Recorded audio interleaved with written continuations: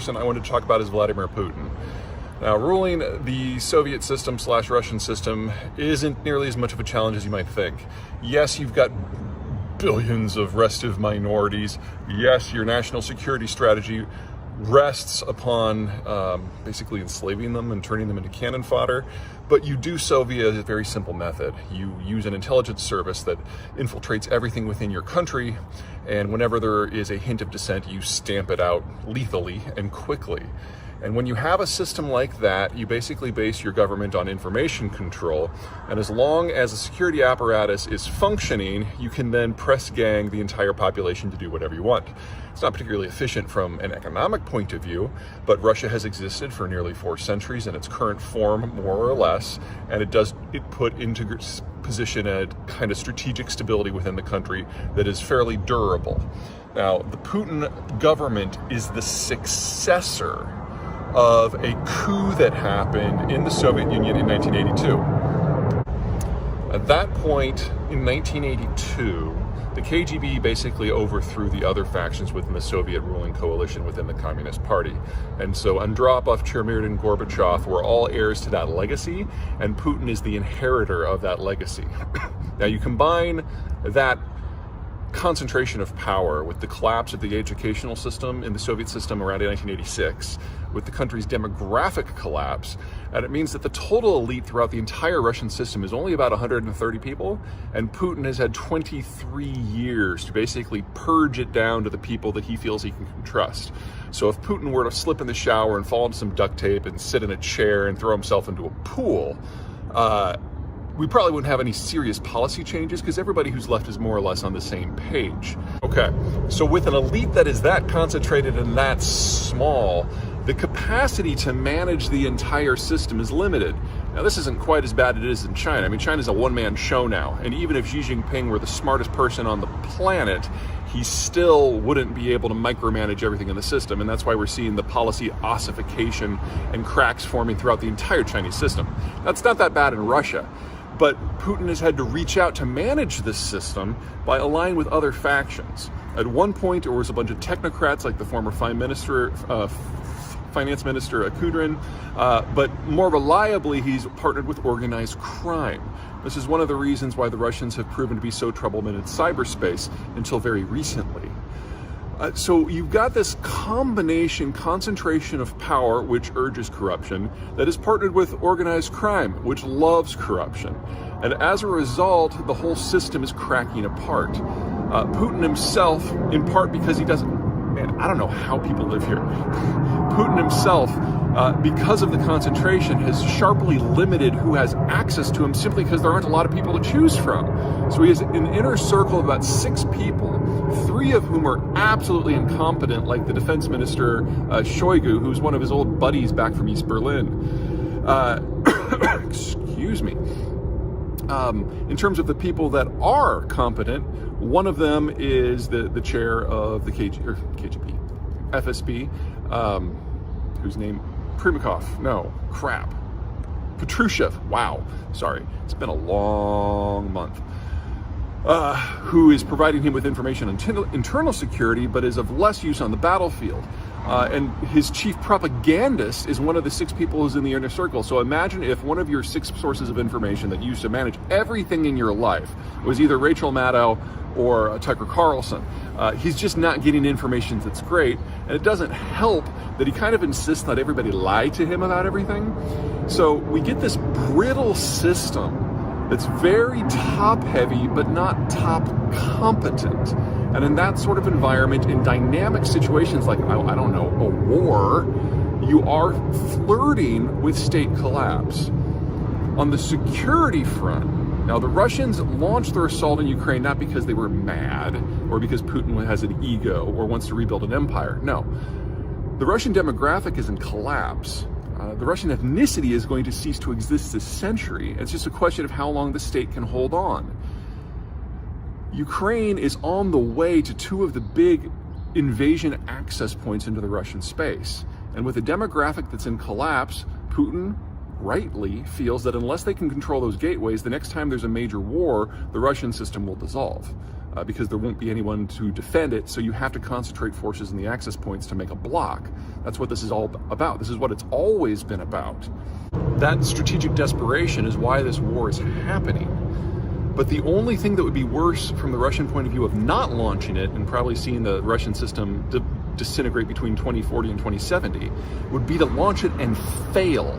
Because that would leave Russia completely open to all those invasion avenues. At the same time, it has paid all the costs for the war. At the same time, it is now under a degree of sanction from pretty much everyone as long as this government is in power. So we are looking, if the Russians lose this war, at a complete disintegration of the system on the time frame of like 10 years. Remember, with the recent mobilization, we're pulling about 500,000 Russian men in their 20s out and throwing them into the meat grinder. They might be able to make a difference. You throw 500,000 men at anything, it's going to make a difference. But it's going to come at the cost of the depletion of the last generation that the Russians have to even generate kids in the first place. There are less than 8 million Russian men in their 20s, and we're now looking at about 10% of them being involved directly in the war. This isn't going to be the last mobilization either, because the Russians don't have the tech. All they have are bodies. And in half of the wars that Russia has been in, where they've won on numbers. But this time around, those numbers are all they have, and when they're gone, they're depleted and they're never coming back. There is no next generation. So Putin, like Xi, is likely to preside over the end. President or Chairman Xi Jinping of China, and they had one of their big hoity-toity summits where they pledged their unending support for each other. The reality, of course, is nothing of the sort. Putin used the magic phrase, strategic partnership, which for the uninitiated sounds really important and like an alliance, but this is the phraseology that the Russians have been using for centuries when they want to say that they want a partnership with a country that they don't trust. And they expect the other country to pay for everything, and they expect to stab that other country in the back at the earliest opportunity. So Putin has had multiple strategic partnerships with the United States, with France, with Germany. The Soviets did one with the United States back in the day, and it even dates back to the Tsarist time. So that's the magic phrase that you know that they really, really, really, truly despise each other, and that this is only an alliance of convenience that has to do with getting out from under some of the sanctions that have to do with the Ukraine war. So let's put that in a box.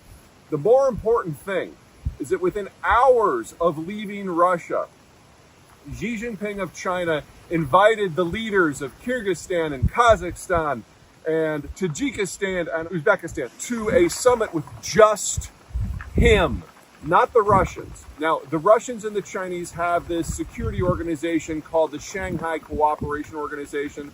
It's kind of billed as a Central Asian NATO. It's really more of a talk shop. But that is a place where Russian and Chinese interests are kind of counterbalanced. But this is something completely different. This is the Chinese making a naked power play for control of Russia's backyard. Now, for those of you who have been following me for a bit, you know that my rationale for why the Russians are doing this has always been that they're trying to plug certain geographic access points to their lands. Places like Poland and Romania, where other greater powers on the other side of those gaps have historically invaded Russia through. And their position is if they can forward position military forces in those access points, then they'll be able to preemptively prevent invasions. This sort of thinking has driven Russian security decision-making for centuries. It's not limited to that Western periphery. There are other access points that the Russians are really paranoid about. Two of them are in the Caucasus that go down into Turkish territory and Persian territory. And one of them is the Altai Gap that leads straight to China. So when the Russians see the Chinese making this sort of naked power play to get on the other side of that gap and position themselves politically, economically, maybe militarily, with countries that are on the wrong side of that line while the Russians are occupied in Ukraine, the Russian mind immediately falls into kind of this revanchist position where they realize that they are now under assault from all possible angles. And this is like the worst case scenario for the Russians. And there's not a damn thing they can do about it because they have completely committed their entire conventional forces to their Western periphery in the war with Ukraine.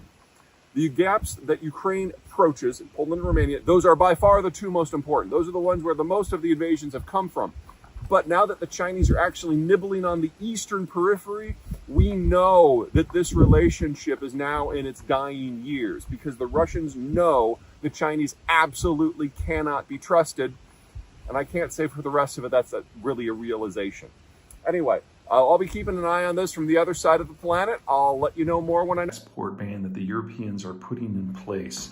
The idea is that Russia will still be able to export their crude to international markets, but there is now a price cap in what they can ask. Currently it's set at $60, although they will change that over time based on what happens with international energy prices. The enforcement mechanism is that the Europeans dominate global insurance and global maritime services, and that any vessel that is carrying crude that is above that $60, that was the sale point, won't be able to access any European financial or physical services. So that's port access, that's insurance policies, and without a maritime insurance policy, your vessel cannot enter port, exit port, or leave a constrained waterway, say like the Suez Canal or the Turkish Straits. Now, this is unprecedented in any number of ways, and so I really don't know how it's going to play out.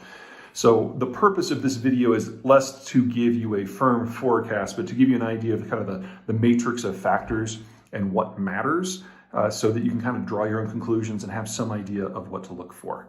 The first and most important thing to keep in mind is that not all crude oil is made equal.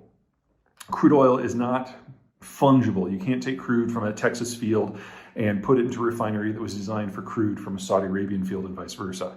And even within Russia, we have multiple crude grades. The first one, the one that matters the most, is called Urals crude, URALS. It is basically everything that comes from the northern or western Siberian projects, as well as a lot of stuff that comes from southern Russia. It's all put into the same network and sent west to export points via pipe that go through Ukraine or Belarus to Europe, or to ports on the Black Sea or the Baltic Sea. And collectively, you're talking here about 5, maybe 5.5 million barrels a day in every given moment, of which about half of which is exported. Now, if this cap goes wrong and the Russians decide that they're not going to produce at a price that they cannot influence, much less control, then what would happen is pressure would build up in the pipes all the way back up to the wellheads. And since this is in permafrost, when the oil stops flowing in permafrost, it turns to gel, becomes a plug in the pipeline, and the water that comes up as a byproduct freezes into ice. And when water freezes, it cracks the pipe from the inside, and it takes years, if not decades, to repair that sort of system. The last time this happened at scale, it was 1992. And in 1992, everything went offline, and it took the Russians 30 years to repair the damage. Only most of the repair work was not done by the Russians. It was done by oil services firms, and they are no longer operating in Russia for the most part. Now, will this happen again? That is the open question. This is a prediction that I made back in, I want to say, April, when the war was just going on. It looked like we were going to see significant shut-ins, and we did, to the tune of about 1 million barrels a day. But not all of the inputs that go into Urals crude come from Western Siberia in the permafrost. There's about 1 million, maybe 1.5 million barrels a day that come from more temperate locations like Tatarstan and Bashkortostan. And so when the demand profile dropped off and the Russians were left with that pressure in the pipes and was building up to the wellheads, they chose to shut off the wells in Tatarstan and Bashkortostan because they knew that they could start those up later. They knew they wouldn't have the freezing issue, and that allowed the Russians to get around it. This time around, with the export ban, or the fact that the insurance ban expands in January to be a lot more cohesive, it's an open question of what will happen first and what will happen fastest. And we're going to see if the price cap has an impact. The second thing that's happening with Urals is that the Turks, who are one of the world's larger importers of Ural crudes, have decided to abide by the price cap. And since they control the Turkish Straits, the Bosphorus and the Dardanelles, so that allows about 1.5 million barrels a day of Urals to reach the wider world, that's a really big deal. Now, the Turks are doing this not necessarily because they've taken a hard line on all things Ukraine war, but they see an excellent opportunity here. They're one of the few countries that has any sort of position in the Russian system. The Russians will still talk to the Turks. And so they're making the most of it. They import about 350,000 barrels a day. And if they can get a permanent discount on all of that, they're like, sweet. And they're perfectly willing to cooperate. The other chunks of Urals crude that are seaborne go out from the Baltic Sea. And that's where I would expect a security issue to be a bigger concern, because you're then sailing by a number of countries that are pathologically hostile to all things Russian. Estonia, Latvia, Lithuania, Sweden, Finland, Norway, Denmark, Poland. I can easily see some of them kind of sticking their Coast Guard out there and grabbing a ship or two to inspect to make sure that they're following the rules. And if they find out that they're not, then all of a sudden the insurance comes into question and ships won't want to go in to the port of Primorsk on the Russian coast where the disgorgement point is. And that's how we would get roughly another 1.5 million that it would be back up. Now that by itself is the absolute maximum that could be disrupted without actually hurting the broad scale of what goes on in Siberia. It would need more than this, but I think that's where we're most likely to see the disruption in terms of security concerns. Okay, that's all Urals. There's one other crude blend that the Russians have. It's called ESPO, the Eastern Siberian Pacific Pipeline.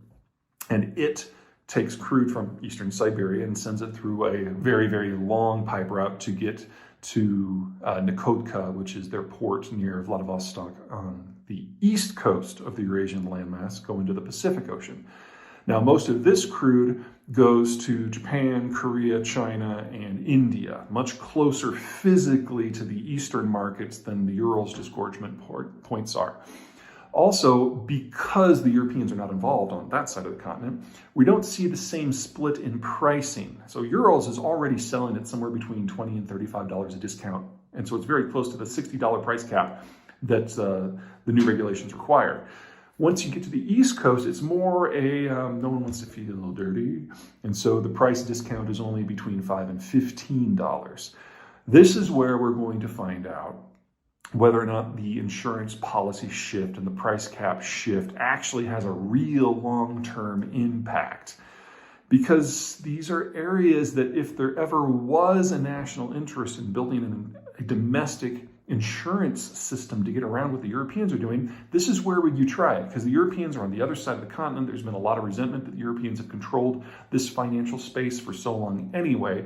And I can see the Chinese in particular having a reason to try to offer their own insurance policies in order to just get away from that system and the price cap altogether. Here's the problem. The Chinese are terrified of secondary effects. They realize they have no friends left in Washington. They realize they have very few friends left in Brussels. They realize that their economic system is in trouble, and they realize that their own demography is so atrocious that they are incapable of making any sort of transition to a consumption-led system. So they like the idea of the Russians not being destroyed in this war, and they really like the idea of not having to lash themselves to the Russians and offering a national insurance indemnification system for the sole purpose of getting around a European sanctions regime that is likely to be perceived in Europe as a relatively hostile act, and they don't know what the Europeans will do next, much less if the Americans get involved. So I actually see this being, instead of a broad-scale system that the Chinese punch into, each individual country having to make the decision for their own oil imports, whether they want to do it for themselves. So Chinese insurance for Chinese shipments, Indian insurance for Indian shipments. It kind of diffuses the anger that might boil up out of the European capitals and makes it less likely that there will be a harsh response. Now, that might not be great for the price cap, but it also means that the Chinese are going out of their way to abide, at least in part, by the sanctions regime moving forward. Now, that's a lot of minutia. If you're looking for a single big takeaway, here it is. We've had more or less a single global price for oil since 1945. The Americans have provided freedom of the seas, and we've had a single currency model in order to undergird all the financial sides of things. That's going away. We now have two different price points just for Russian crude, without a security incident on the high seas, which is almost certainly coming in the Baltic Sea. And we now have multiple countries that are getting involved, establishing sequestered lines of supply from specific countries to specific countries. You break things up like that, and there is no longer an interest for any of the countries that have a large navy for keeping global shipments safe for this stuff on a global scale. They will be increasingly curious and interested in only the cargoes go from places of interest to themselves. And in that sort of environment, the temptation to mess with someone else's supply lines are incredibly high. We are very rapidly, in energy terms, getting back to the world of the 1930s. And for those of you who know your 1930s strategy and economic patterns, I think you can identify exactly where that leads. Fun. Okay, that's it from Earlier in the day, the Russian government announced the full planned withdrawal of all troops from the Kherson pocket, which is the only chunk of territory in occupied Ukraine that is to the west of the Dnieper River, which is roughly analogous to the American Mississippi. So reports at this point indicate that the Russians are withdrawing at full speed from all positions. At the moment, it does not seem to be a rout, but keep in mind that it's about 2 a.m. local time, so that could change, and it probably will.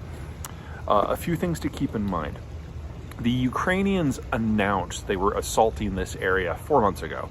And so the Russians forward positioned a lot of troops. Based on whose statistics you're looking at, there's somewhere between 20 and 40,000 Russian forces in the area. But it's generally accepted on both sides that these are the best troops that the Russians have with the best training and the best equipment.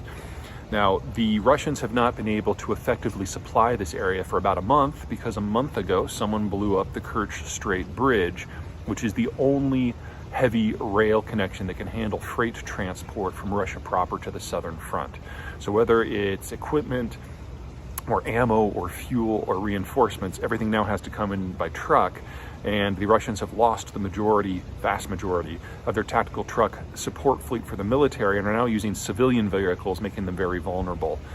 In terms of what that has meant for the war, it means that not enough shells and not enough fuel have been getting to the front in the Kherson pocket. So there are more than isolated reports that Ukrainian forces for the last couple of weeks have not had to do something that's called shoot and scoot. Normally, when you fire an artillery shell, you need to get the hell out of there because somebody tracked your shell's outgoing trajectory and they send a return present to you that will blow up your position unless you've moved. So you shoot and then you scoot. But apparently there's been no return fire coming from Russian positions, so the Ukrainians have just been able to plug away with whatever ammo they have. As to whether this is going to be a rout, we should probably figure that in. The Ukrainians are being presented with a golden opportunity. Even if it's only 20,000 Russian troops that are here, they're now all in a state of retreat, and they all have to go to the same places. There are only 2 bridges across the river, and the Ukrainians have excellent intelligence on the entire zone. So if the Russians put up a pontoon bridge, it usually only lasts for a few minutes before it gets taken out. So really all of the Russians need to go on the same roads and the same intersections, which are all going to be massive kill zones until they reach the bridge heads, one of which is at Kherson City and the other one which is at the dam at Nova Kakhovka. At that point, well, the Ukrainians have been hitting these bridges with rocket fire for weeks, and they can't handle heavy equipment anymore, which means that the Russians are going to have to make a massive parking jam at the bridgehead, dismount, and then run across while under artillery fire the entire time. The casualties are going to be immense. And that's the best case scenario. The worst case scenario is something that's going to be really nasty. We're looking at really one of the biggest military routes of forces that we have seen since the early months of World War II, in addition to a massive transfer of equipment from the Russian army to the Ukrainian army.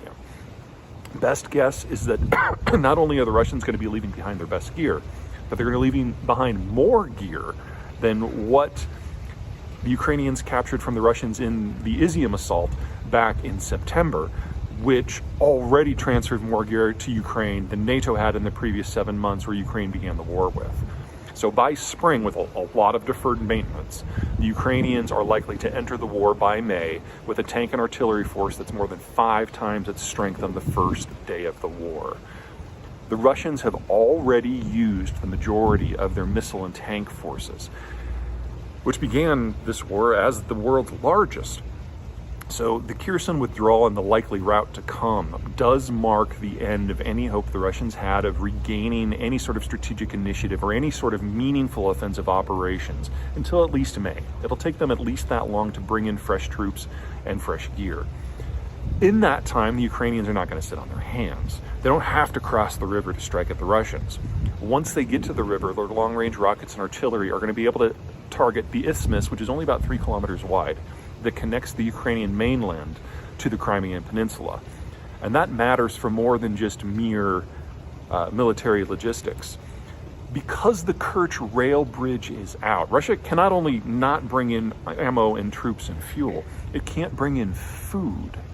Their only other option are some very light rail and road connections across that isthmus coming from the rest of occupied Ukraine, all of which Ukraine will still be able to strike, or will soon be able to strike.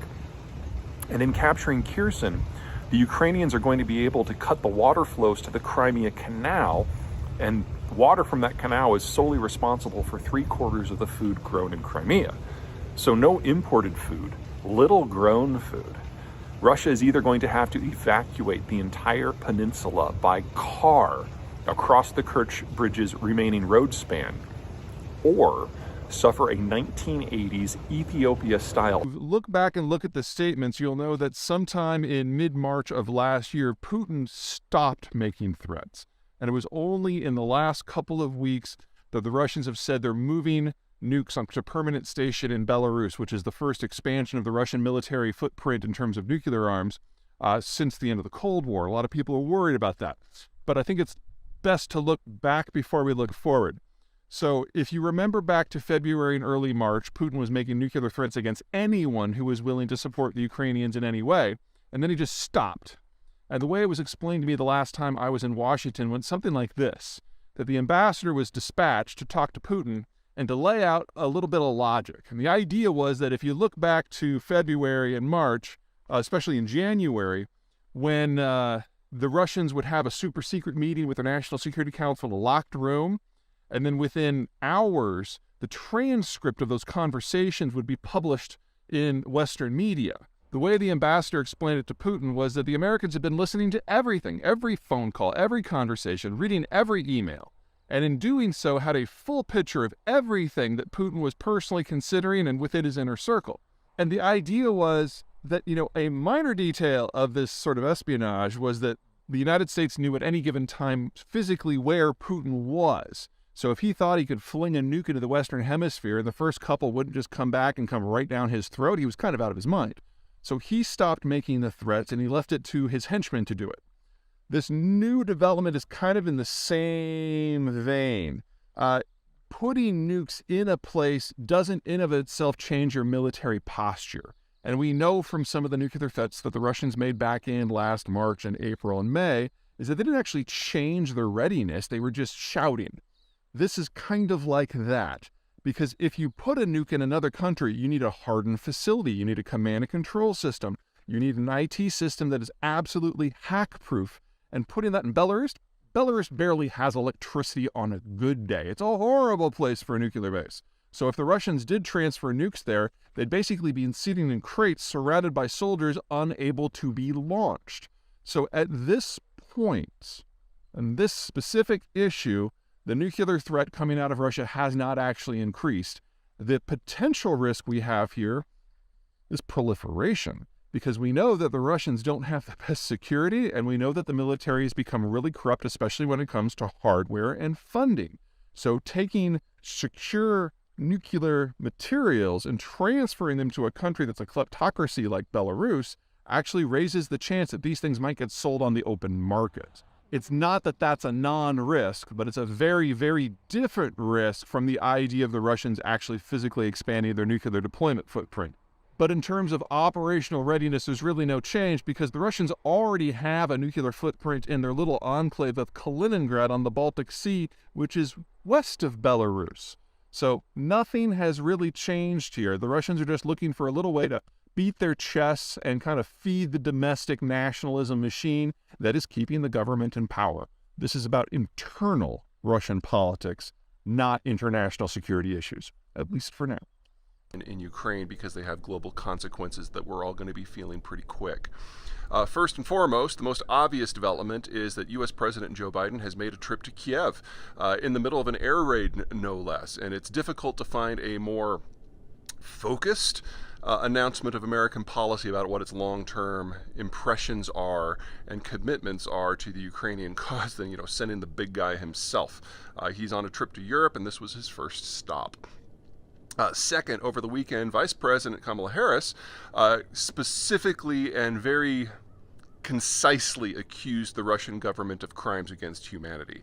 Now, that is a term that the U.S. government does not trot out on a regular basis. The word genocide may have lost a little bit of its meaning because it's been overused in the last couple of decades, but crimes against humanity are the kind of thing that you only accuse a government of if you will never, ever, ever, ever let them back into the family of nations. So from the American point of view, diplomatically, strategically, economically, financially, all of it, this is now the status of our relations with the Russians is this is a fight until they are gone. And by they, I mean this government specifically. If the Putin government is ultimately replaced by something else, there will be a conversation about what next steps are, but there is not going to be a diplomatic solution to this at any tier. Honestly, it's not too hard to see why. We knew back in April of last year that there were at least 70 different torture camps throughout the Ukrainian space. We found about half that many just in the territories that have been liberated so far in the war, but well over half the territory that the Russians have occupied since the beginning are still under Russian control. So this is going to get ugly before it gets better, but the Americans have made it very clear where their line is, and the line is on the other side of Vladimir Putin.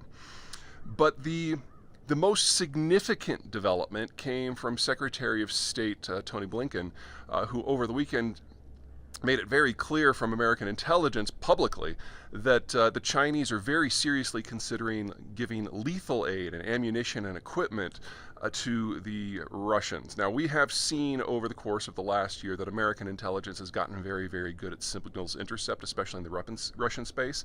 I suspect there's some good information on the Chinese space, but if I was a betting man, I'd guess that the information that Blinken was referring to is coming from the Russian side of things, because that's where most of the monitoring is going on. We're also in a general meltdown in relations with the Chinese. So the foreign ministry rep, Yang, who was in Munich for the security conference, which is where Blinken made this statement, was publicly saying, right up until he met with Blinken, that the balloon incident was absurd, and of course it was a weather balloon. Blinken has the hardware in hand. I mean, there's no doubting that it was an espionage attempt, but the degree of just organizational breakdown within the Chinese government has reached the very top, and they're incapable of making cohesive decisions and implementing them across their entire system. So if we're having a system that is driven entirely by propaganda, and the propaganda is quite literally batshit crazy, it's not that the United States is upping the ante here and pushing for a more hostile relationship. It's that the Chinese are now incapable of being a good faith actor, and we're seeing a degree of disintegration across the decision-making apparatus. And it appears, at least from the American point of view, that that is now going into strategic fields with assistance to the Russians on hand. As Senator Lindsey Graham put it in that charming South Carolina way he has, if you jump on the Putin train now, you're dumber than dirt. And we're definitely seeing dumber than dirt break out across the entire Chinese apparatus. Now, if this happens, hasn't happened yet, but if this happens, there will be strict American sanctions on the Chinese system, and I would bet that the very first step is going to involve financial sanctions with sharply limited access to the US dollar. For all the talk out there about the US dollar going away, the Chinese are by far the most enthusiastic users of the US dollar. They massively print currency to the tune of, it used to be 2 to 5 times what we did. We're actually reducing our money supply as part of our economic recovery. The Chinese have sped it up because they no longer have consumption because their population's in collapse. And so the Chinese have no use for their own currency. They try to get US hard dollars wherever they can for everything. So if you restrict that access, it does a number of things. It really depends on how the Americans do it. But it's definitely going to restrict their ability to move money around the world. That is going to make it very, very hard for Chinese firms to access food, which is all denominated in US dollars, oil, which is all denominated in US dollars, and the US market, which obviously is all denominated in US dollars and is by far, far, far the single largest customer that the Chinese system has. And there is no way that that can happen without some degree of blowback, either indirectly or directly by the CCP, for foreign companies operating in China. And so we are now nearing the break point. And I've been warning folks that if you have assets that you wanted to sell in China, you probably ran out of time about a year ago. And I've been warning that now was the time to get your people out, but we may have now passed that too. Now we're at the point where you might still be able to get some of your operating cash out, but you really shouldn't count on that anymore. And if I'm being perfectly blunt here, folks, we should have seen this coming. The crackdowns in Hong Kong, the genocide in Xinjiang, the slide into full, not authoritarianism, but dictatorship, the Trump trade war, the Biden codification of the trade war, the fact that the only IP theft that was more extreme than what the Chinese did every day on cyber is what they actually did in foreign facilities in China itself. No one should be caught surprised by the disintegration of this relationship. But trade, if you can believe it or not, with the Chinese, at least in terms of exports from China to the United States, are at an all-time high. So people have chosen to ignore the writing on the wall over and over and over. And we are getting very close now to the point where this just ends. There are going to be any number of ramifications of what will happen if the Chinese really go down this path, and it looks like they probably are. But a complete reordering of how global economic works is just the tip of the iceberg. And as it happens, I'll try to keep you up to date with what's happening in real time, because it's going to be a wild ride. Group that is controlled by a guy named Prigozhin, and it has served the Russians in any number of ways, in doing military things that they would rather not be officially associated with, and that has been the appeal from the Russian government's point of view, that this is not a state company, this is not a branch of the military. This is a dude who honestly was just a caterer who decided that he was going to form a militant group to serve Russian national interests. And in doing so, the Russians have had a lot of pseudo-plausible deniability. And it's involved in a lot of war crime activities in Africa and in the Ukraine war. It's been heavily involved in the Battle of Bakhmut, which is where they've been basically throwing people after people after people into the grinder. A minimum of 10,000 deaths there, perhaps as many as 30 or 40,000, just obscene numbers of casualties. Now, the Russians have used things like Wagner, starting in the last Ukraine war. In 2014, they said that Wagner, because it is not a Russian government, was actually acting on the interests of the local Russians in eastern Ukraine, and therefore they were part of a rebellion against Ukraine as opposed to some sort of imperialistic war. Well, now, several years on, it's obvious that Wagner is just an arm of the Russian state. But that doesn't mean that we need to get used to it. And I'm not advocating for any sort of strike against Wagner. Wagner's taking care of this itself. You see, Wagner recruits its forces from two groups. The first are former military officers in Russia. But now that Russia is in an active war, there's no such thing as a former military officer.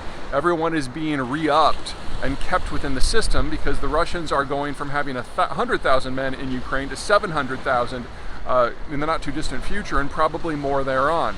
So there is no longer a pool of skilled military recruits for Prigozhin and Wagner to pull from, because they're all going to be in the military. The second big source of troops that they've had during Ukraine is prisons. They basically go to prison, say for a 6-month stint, you will get out. But then they proceed to use the people like cannon fodder, and very few of them survive the next 6 months.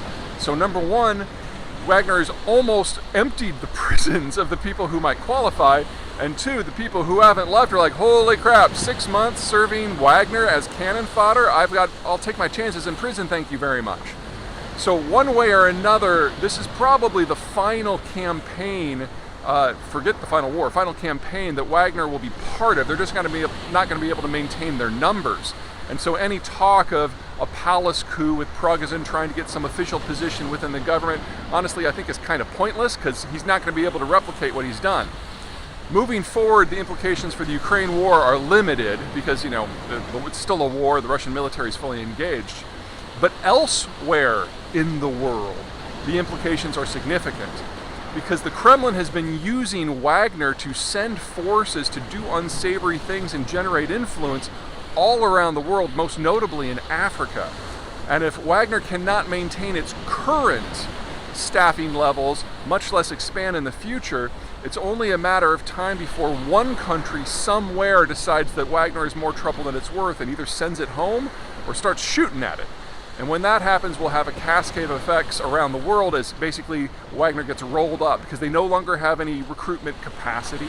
They no longer have staff in reserve. They can't surge anywhere, and they're not an official arm of the Russian government, so they can be cleared out with minimal diplomatic fallout. So, it's been fun while it's lasted, but this is Wagner's last year. About the grain export deal they have with the Ukrainians. Now, Ukraine, until very recently, was one of the world's 5 biggest agricultural exporters for wheat, and number 4 in corn, and it's number 1 in sunflower, all important things that help prevent a lot of countries from starving to death. Well, the problem is that most of the stuff that comes out of Ukraine is shipped by water. It's far easier to ship things by water than it is by land, and in terms of rail versus water, about a 3-to-1 cost difference. And Ukraine is perfectly set up for that because they've got the Dnieper River that cuts right south to north through the middle of the country. And so everything just gets on the barge, goes out, eventually hits to the cities of Kherson and Odessa, are put onto big bulkers that then take it through the Black Sea, the Turkish Straits, and the rest of the world. What has happened, however, is with the Russians first capturing Kherson and then putting Odessa under assault, this has all been disrupted. So the only way to move things out of Ukraine at present is by rail.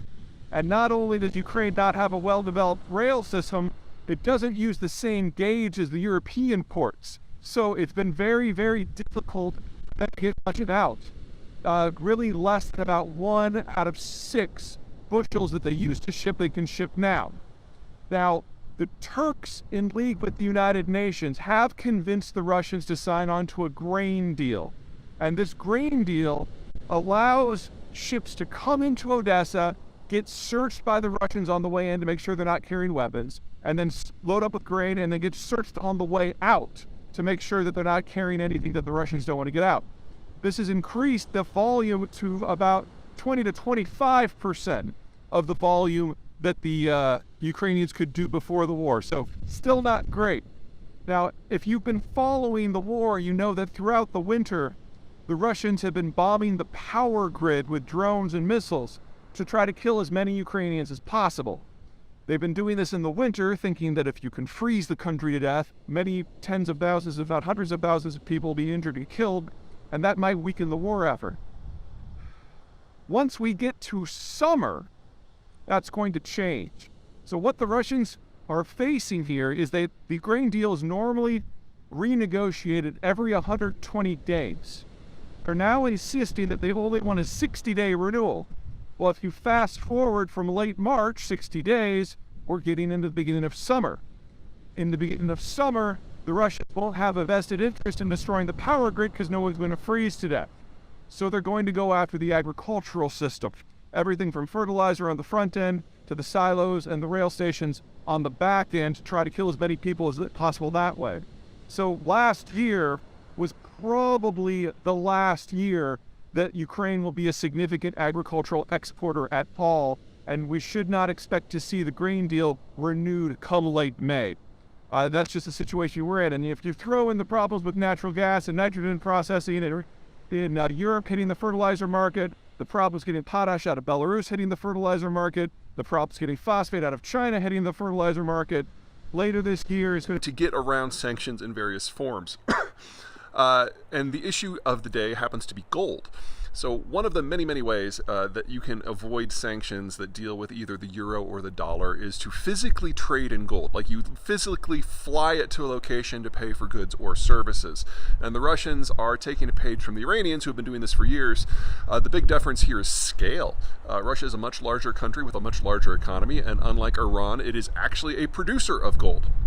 And for the Russians, this is a pretty good trick. So gold, because it is so dense in terms of its value, is relatively easy to hide or smuggle. So according to official statistics, Russia is the world's 3rd largest producer. But their production statistics are a state secret. They only share what they want to. There's no auditing. And so it's undoubtedly higher. They're almost certainly the number 1.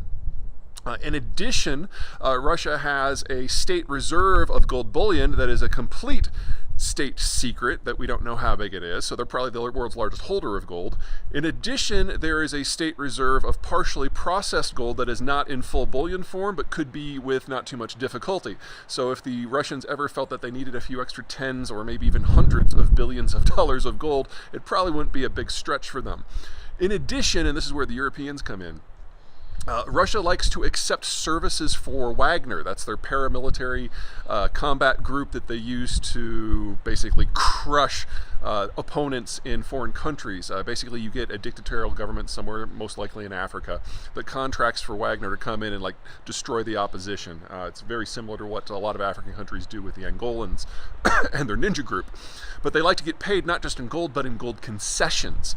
And all of these gold concessions that the Russians or Russian groups operate around the world are also state secrets, and so we don't have that data either. So at the end of the day, the Russians literally just take a plane and fly the gold somewhere to pay for, say, imports of products that are on the sanctions list. And if this sounds a little weird and a little fantastical, keep in mind that Russia's a really big place, and a lot of high-end stuff is already transported by air. And in the case of the gold mines, they're almost exclusively in northeastern Siberia, the least populated part of the country, and the mines themselves typically are not on a road or a rail network, so their bullion has to get flown to Moscow anyway. So it's pretty easy for the Russians just to divert one or two of their own planes, load it up with a few million to $1 billion worth of bullion, and fly it to, say, China, Iran, or wherever else in order to pay for services. No easy way around this unless you decide to go after those international concessions themselves. Two problems with that. First of all, you're targeting Wagner, so there might be a fight on your hand. And second, Wagner doesn't go into countries where it's not invited. So you're talking about having to flip the views of a hostile, probably dictatorial, and maybe even borderline genocidal government in order to get at Wagner. These are not things that are easily done, but if you're going to go after the gold trail, that's really the only way to do it. Okay, that's cut 500,000 barrels a day of oil production, which comes out to about 0.5% of global production, and roughly 10% of Russian exports. Now, for those of you who've been watching me for a while, you know that I'm really concerned about the stability of Russian production, not just because of the war, but because of their geology. Most oil production comes from the permafrost. And if there's a situation where the crude can't flow, whether because people aren't taking the crude away at their export points or because they shut it in themselves, the crude in the wellhead freezes into gel, and the water that comes up as a byproduct freezes into ice, and it pops the wells from the inside. And repairing that damage the last time around took 30 years. And last time, most of the oil services firms were part of the process. This time they're gone. So if we do lose Russian oil production for any reason, it's not just gone, it's gone for a very, very, very long time, and that is not priced into the market at all. Now, the 500,000 is probably not a problem. The Russians have about 1 million barrels per day from their western fields that are not in the permafrost. And so they can shut those in and bring that back on and shut it in again and bring it back online. In fact, they did this in the early weeks of the war last time when people weren't taking their crude. Well, now we have a couple more things in play. The European oil ban is in place. The European refined products ban is in place. It's not technically illegal to buy or ship these products, but you have to do it without European insurance or vessels if it's under a certain price point. And that is reducing demand for Russian product around the world because they're having a hard time getting this stuff out. Also, the break-even price for a lot of Russian crude is between $40 and $60 a barrel, and now that the prices that the Russians can charge are under that threshold, the Russians don't have an economic incentive to pump the stuff in many cases. So 500,000 is taking away half of the buffer. We're not to the point we're going to see. It has now been 4.5 days since someone, undoubtedly the Ukrainians, did a bomb attack on the KERCH Strait Bridge, which is the bridge that connects the mainland of Russia to the southeastern point of the Crimean Peninsula. It is Russia's only reliable rail connection to the southern front. There are rail connections in the eastern part of Ukraine that do end into the west, but they all are reliant on a single transfer station up near the river at Zaporizhzhia, and so they're well within short range missile fire and rocket fire from the Ukrainians. So the Russians have not used that route because the trains kept getting blown up. KERCH, however, is completely out of the range of almost all weapons that are in play in the theater, certainly everything the Ukrainians have. And it's not until equipment on the trains gets all the way past Crimea and is actually approaching Kherson City before it comes into range of Ukrainian weapons. So this has been allowing the Ukrainians to, this has been allowing the Russians to disgorge equipment and men, and especially fuel, excuse me, fighting off laryngitis, very close to the front lines for the last 5 months of the war. Now, with KERCH offline, and it looks like it's going to be offline for an extended period of time, they only today removed the destroyed rail cars from the fuel train that got blown up when the bomb went off. And it looks like at least one of the tracks is warped beyond any sort of easy replacement. So replacing the tracks on the section that was completely damaged is going to be a month or two process. Undoubtedly, we also had warping and melting and re-solidification in the rebar and the concrete. So it's entirely possible, but both rail lines that go across the bridge are going to be offline for an extended period of time. But let's assume best case scenario here. Let's assume that the Russians were able to rip up the rails, put up new rails, and that there was no damage to the rebar and the structure of the bridge itself. Unlikely, but let's assume that. It's going to be about a 3-week process. In that time, the Russians need to reroute logistics. Now, there is a 2-lane section of the Kerch Bridge that is still operational, so they can still move things by truck. And there is the option of ferries operating that can go to terminals. And then, of course, there's options of going through eastern and southern Ukraine direct as opposed to going through Crimea. But none of these are good options. There's all kinds of restrictions. Ammo, men, but fuel is by far the biggest one. Fuel is bulky and it takes up a lot of weight and space in any transport medium. And a single cistern car in a truck can transport more fuel than 3 of those giant liquids transport trucks that we see on American highways, which are not what the Russians use. They use ones that are about 1/3 that size. So you're talking about a 6-to-1 ratio just in terms of the volume. And of course, those trucks use an order of magnitude more fuel to move this stuff than a train would. So you're losing a lot on the way. There's also a distance issue. Right now, most of the fuel is coming primarily from the refining and port town of Novorossiysk, which is fairly close to the eastern side of the Kerch Bridge. Otherwise, you're going to have to go to Vrenza or Samara, or if you're lucky, Belgrade, which is further away, and you then have to go through either Donetsk or Luhansk or both before going north of Mariupol into Mariupol. And now you're completely within range of multiple Ukrainian weapon systems before you can eventually do a dogleg over to Kherson. So you're talking about a trip that instead of a day by train is a week or more by a combined road rail system, because you also have to do an offloading of your train at some point. Otherwise, they're just going to blow up the cisterns. The trucks at least have the option of being able to use back roads. And then, of course, there are active insurgencies going on in almost that entire route. So one Javelin is more than enough to take out a fuel truck, and these are civilian fuel trucks because the Russians don't have a military truck fleet anymore. So a Javelin might be overkill. An RPG would be plenty. Small arms fire could do it. So you're dealing with complications here to the war effort for the Russians that are an order of magnitude more complicated than they were. And even if they started redirecting everything already, it's going to be at least another week or two before the first of those fresh supplies from rerouted supplies ultimately make it to the front where they need to be used. Which means even in the best case scenario for the Russians here, the Ukrainians have a window of at least a couple of weeks where any equipment they destroy, any fuel tanks they destroy, cannot be replaced. And if the Ukrainians are going to make a push, now's really the time to do it. Now, if it turns out that this assessment is wrong and Kerch Bridge gets repaired in short order, then that means that the window has closed very, very quickly. But judging from the damage, that is not going to happen this month. Probably not next. Hello from the woods of Georgia. Today I wanted to talk a little bit about the drones that the Russians have started using in the Ukraine war, specifically the ones that are imported from Iran. Now there's 3 big takeaways here. Number one, we're now getting a front row seat to find out just how collapsed the entire industrial base in the Russian system is. You know, this at one point was the second most powerful manufacturing power in the world at the height of the Soviet Empire in the 1960s.